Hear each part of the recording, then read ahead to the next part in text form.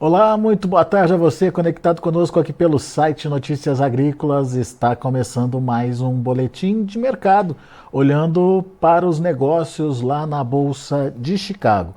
Ontem você acompanha com a gente, foi dia de relatório do USDA, o mercado acabou cedendo de forma bastante significativa, mas hoje já tem uma recuperação em vista aí. A gente está falando ainda de uma recuperação tímida, né, de 3 a 6 pontos nos principais vencimentos, mas um mercado que trabalhou o dia de forma positiva.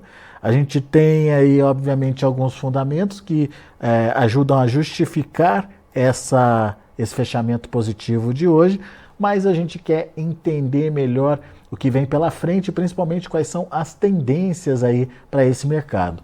Nosso convidado de hoje para nos ajudar a entender um pouquinho mais do mercado é o Matheus Itagiba, direto lá da Pátria Agronegócios. Seja bem-vindo, Matheus. Obrigado por nos ajudar a entender um pouquinho dessa dinâmica de mercado.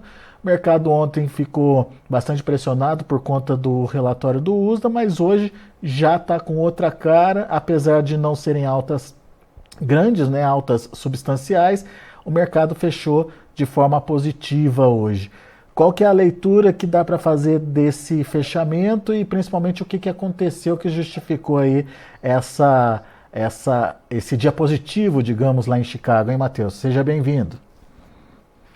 Boa tarde, Alex. Boa tarde, pessoal do Notícias Agrícolas e os nossos ouvintes. Realmente a gente teve um dia de recuperação aí para os futuros da soja lá em Chicago.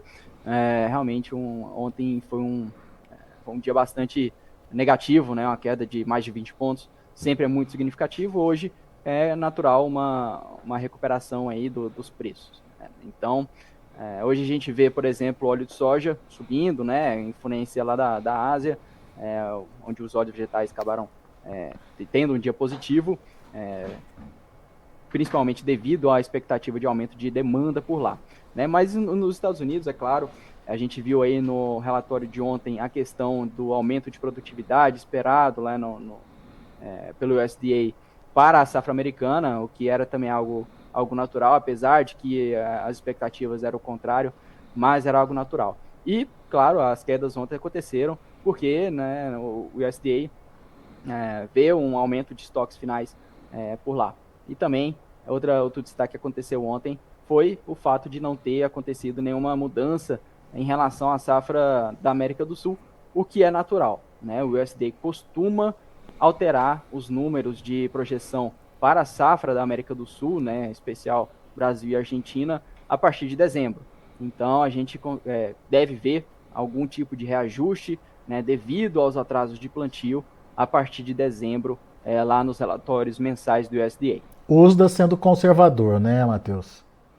Exatamente. É esse caráter do USDA, sempre é natural que a gente tenha visto isso, mas de fato agora a gente vê o clima brasileiro para os próximos dias bastante quentes. A janela de plantio ela vai postergando cada vez mais e a gente com certeza deve ver algum tipo de alteração nas projeções a partir do mês que vem, né? O plantio brasileiro segue aproximadamente 10% atrás do ritmo normal, e aí é claro que isso deve ter impacto, inclusive, para a segunda safra do milho. Muito bem. Dá para a gente imaginar então que essa incerteza sobre a safra brasileira começa a pesar também em Chicago. Com certeza, o mercado ele não é bobo, ele está, de certa forma, olhando já nessa transição de foco que é natural em relação aos Estados Unidos, né?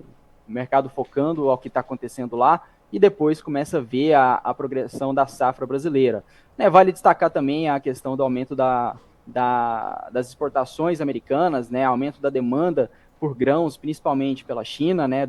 Digo da soja pela China, que desde o começo da semana vem relatando vendas expressivas, né, do grão americano, e isso aí deve ser refletido no relatório semanal da próxima semana. Então, é natural que assim aconteça, né, os prêmios estão realmente positivos aqui para o Brasil nesse momento, a China vai aproveitar preços mais favoráveis lá do grão americano e a disponibilidade por lá com esse fim de período de colheita. Bom, então só olhando para os fundamentos a gente já entende um pouquinho dessa movimentação mais positiva aí lá na Bolsa de Chicago.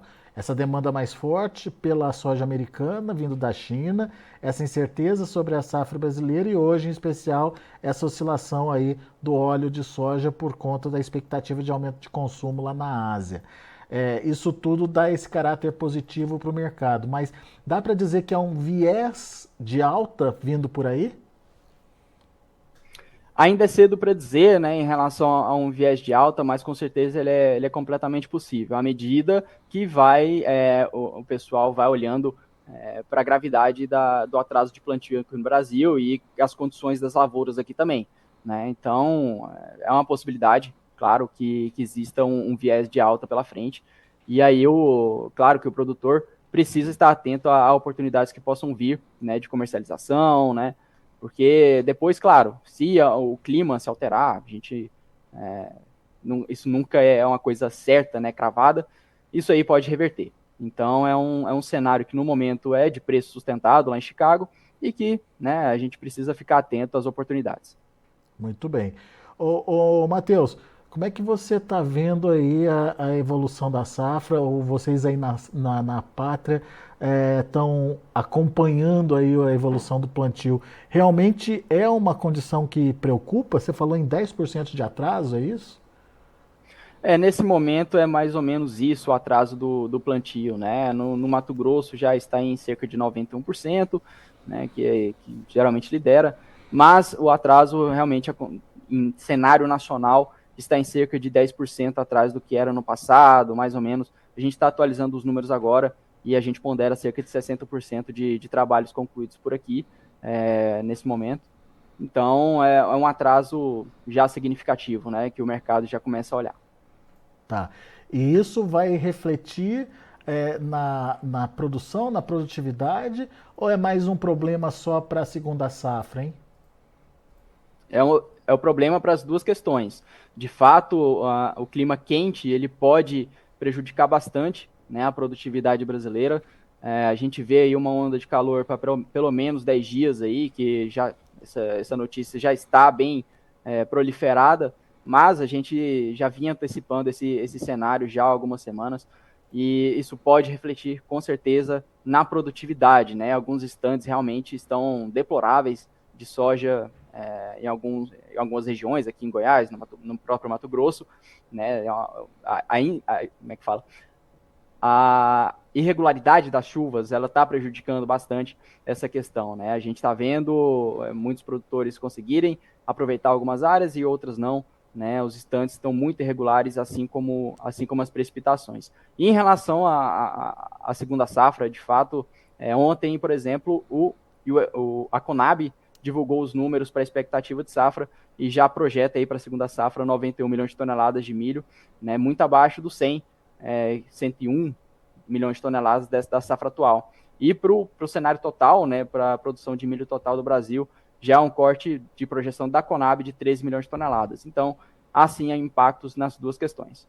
Muito bem. Agora, você estava me contando também que as exportações aqui no Brasil estão fluindo bem, né? Talvez um recorde aí previsto para as exportações de soja? Exatamente. As exportações de soja já são recorde histórico, já ultrapassaram 100 milhões de toneladas e na próxima atualização pode vir aí mais uma renovação do recorde, né? Em relação ao milho, também deve bater recorde histórico, né? Já deve ultrapassar os 50, talvez 55 milhões de toneladas. E aí esse enxugamento, né, do grão disponível, isso aí dá um suporte aos preços dos grãos internos, né? Tanto é que a gente vê também uma dificuldade bastante grande de compras dos grãos, né, especialmente do milho aqui no Brasil. Né? Os produtores que têm grão disponível realmente estão mais rígidos nas condições de venda aqui no grão. Muito bem.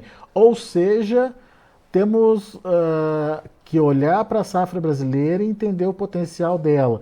E dependendo do potencial dela, isso pode refletir nos preços também e nos prêmios também, Matheus? Sem dúvida, sem dúvida. A gente precisa olhar semana a semana a evolução do cenário, né? Realmente, às vezes, dia a dia, né? Essa atualização dos cenários, principalmente de clima. Isso aí pode causar um viés positivo, como a gente havia comentado, ainda mais forte para 2024. Boa. Vamos ficar de olho então no mercado. Sua dica para o produtor que está ouvindo a gente agora. O que fazer, hein, Matheus? O produtor precisa ficar bastante atento agora, claro, em relação às oportunidades que podem vir, né, principalmente em relação à soja, para travar algum tipo de receita para 2024. Né, as oportunidades já estão melhorando, a gente vê, né, nas principais praças do Brasil. E nas próximas semanas, caso essa onda de calor ela se consolide, atrase ainda mais o plantio e isso seja sentido pelo mercado, isso pode trazer boas oportunidades de travas para 2024. Prestar atenção nessas oportunidades, então. Sem dúvidas, sem dúvidas. Isso aí pode abrir uma janela boa para fazer bons negócios. Matheus Itagiba, meu caro, obrigado mais uma vez pela sua participação aqui com a gente no Notícias Agrícolas. Volte sempre. Eu que agradeço, Alex. Um abraço a vocês. Valeu, um abraço para você também. Olha aí o Matheus Itagiba, Pátria Agronegócios, informando a gente do que está acontecendo lá na Bolsa de Chicago. Tivemos um dia positivo hoje, depois da forte pressão de ontem por conta de um relatório baixista do USDA, mas a recuperação de hoje sinaliza que os problemas são outros.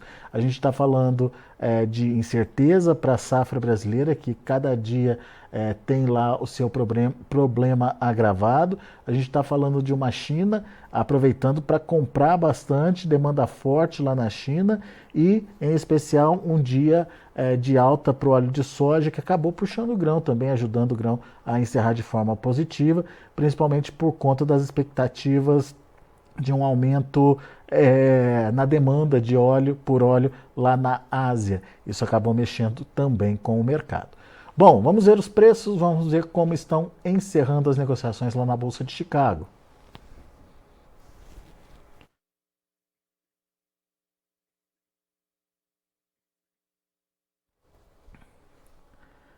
Novembro, 13 dólares e 34 centes por bushel, uma alta de 6,5 pontos.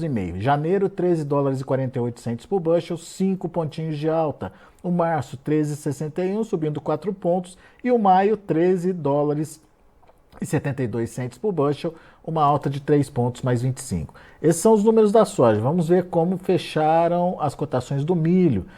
No vermelho, olha aí, dezembro, 4 dólares e 64 centes por bushel, 4 pontos de queda. Março, 4,79, 3,5 de baixa. O maio, 4 dólares e 88 centes por bushel, uma queda aí de 3 pontos também. E o julho, 4 dólares e 97 centes por bushel, recuo de 2 pontos mais 75. E para finalizar, temos também o trigo. Para dezembro, 5 dólares e 76 centes por bushel, perdendo quase 5 pontos. O março, 6 dólares redondinho, uma queda aí de 6 pontos mais 25. O maio, 6 dólares e 14 centes por bushel, uma queda de 7 pontos mais 25. E o julho caindo 7 pontos e meio, fechando a 6 dólares e 28 centes por bushel.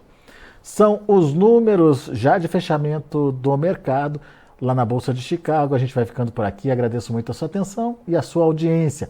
Notícias agrícolas, informação agro-relevante e conectada.